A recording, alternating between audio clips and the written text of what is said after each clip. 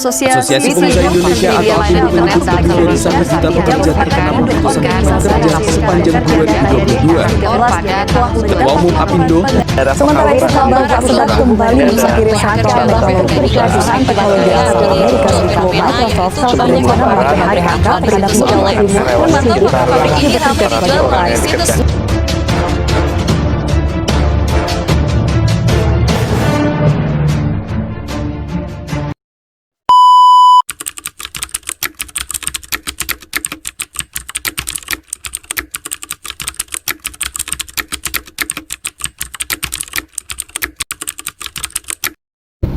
Berdasarkan Undang-Undang Nomor 13 Tahun 2003 tentang Ketenagakerjaan, ada beberapa hal yang harus kita pahami terlebih dahulu sebelum kita memahami apa sih yang dimaksud dengan PHK. Yang pertama, itu tentu saja tentang tenaga kerja, yang kedua pekerja, yang ketiga pemberi kerja, dan yang keempat adalah hubungan kerja. Yang pertama, tenaga kerja. Tenaga kerja adalah setiap orang yang mampu melakukan pekerjaan guna menghasilkan barang dan jasa, baik untuk memenuhi kebutuhan sendiri maupun untuk masyarakat. Yang kedua, pekerja atau buruh adalah setiap orang yang bekerja dengan menerima upah atau imbalan dalam bentuk lain. Yang ketiga, pemberi kerja.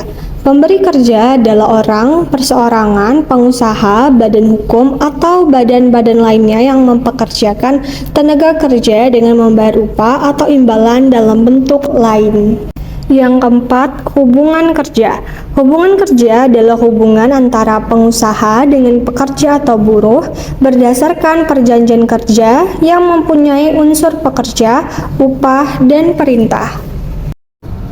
PHK atau yang biasa kita kenal dengan penghentian hubungan kerja ini adalah pemutusan atau pengakhiran hubungan kerja karena hal-hal tertentu yang menyebabkan berakhirnya pula hak dan kewajiban yang didapatkan oleh pekerja maupun oleh pengusaha. Ada beberapa syarat pemutusan hubungan kerja. Yang pertama, alasan jelas.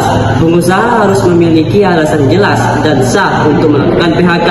Beberapa alasan yang diizinkan antara lain kebijakan perusahaan, alasan ekonomi, restrukturisasi bisnis, kegagalan produksi atau penutupan usaha. Namun, PHK tidak dapat dilakukan sembarangan dan harus memenuhi persyaratan yang ditetapkan dalam undang-undang. Yang kedua, pemberitahuan dan waktu pemberhentian.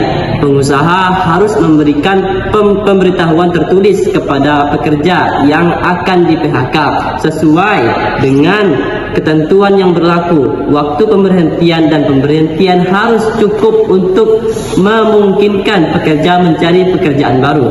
Jumlah waktu ini dapat berbeda tergantung pada alasan PHK dan masa kerja pekerja. Ketiga, kompetensi dan tunjangan. Pekerja yang di-PHK berhak menerima kompensasi atau tunjangan sesuai dengan ketentuan perundang-undangan dan perjanjian kerja yang berlaku. Hal ini meliputi pembayaran upah, uang pesangon, uang penghargaan masa kerja, uang penggantian hak, atau tunjangan lain yang mungkin berlaku. Upaya yang terakhir, PHK harus menjadi langkah terakhir yang diambil oleh pengusaha setelah untuk mempertahankan hubungan kerja. Pengusaha harus dapat menunjukkan bahwa telah ada upaya penetapan kembali pekerja atau pelatihan lanjutan yang dilakukan sebelum melakukan PHK. Yang terakhir, prosedur PHK yang tepat. PHK harus dilakukan sesuai dengan prosedur yang ditetapkan dalam peraturan perundang-undangan dan perjanjian kerja yang berlaku. Ini termasuk memberikan pemberitahuan tertulis kepada pekerja, menyampaikan alasan, memberikan kompensasi yang sesuai. Ketika seseorang karyawan di PHK atau pemutusan hubungan kerja oleh perusahaan, biasanya ada beberapa kewajiban yang perlu dipenuhi oleh perusahaan terkait dengan keadaan tersebut. Namun, penting untuk dicatat bahwa ketentuan ini dapat bervariasi berdasarkan hukum ketenagakerjaan yang berlaku di negara masing-masing atau wilayah masing-masing. Berikut adalah beberapa kewajiban umum yang mungkin dimiliki perusahaan ketika mem-PHK karyawannya.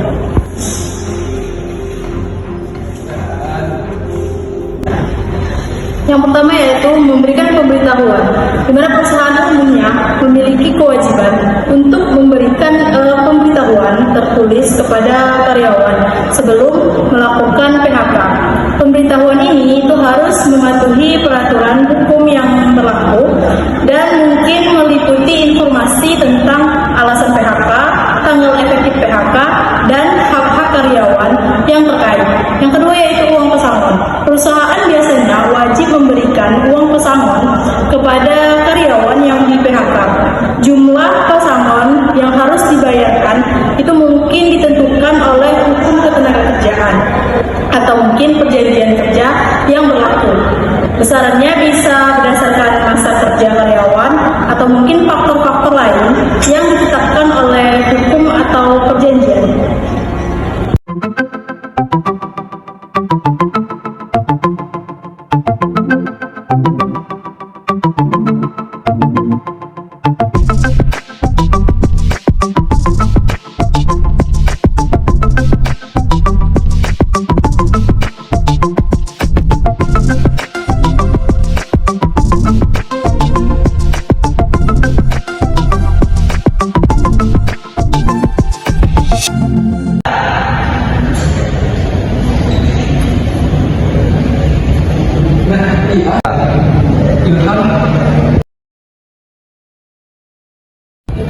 Nah, jadi kenapa kok bisa sampai kayak gini, kayak orang banyak pikiran?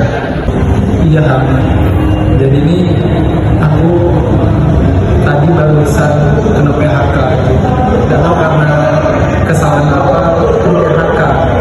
Jadi kalau menurut kamu nih, hak apa aja yang aku dapatin karena di PHK? Coba jelasin. Nah, jadi hak yang didapat oleh pihak yang di PHK menurut pasal 40 Peraturan Pemerintah Nomor 35 Tahun 2021, pengusaha yang PHK wajib membayar uang pesangon dan uang atau penghargaan masa kerja. Selain itu, pengusaha juga wajib memberikan uang penggantian hak yang seharusnya diterima pekerja korban PHK.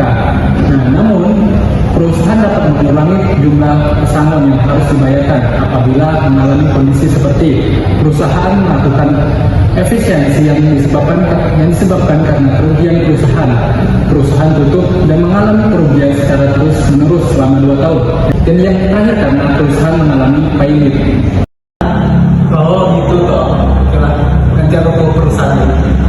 Makasih lah. Iya, jadi gitu memang. Jadi itulah hak yang kau dapat kalau kau di PHK. Sama-sama.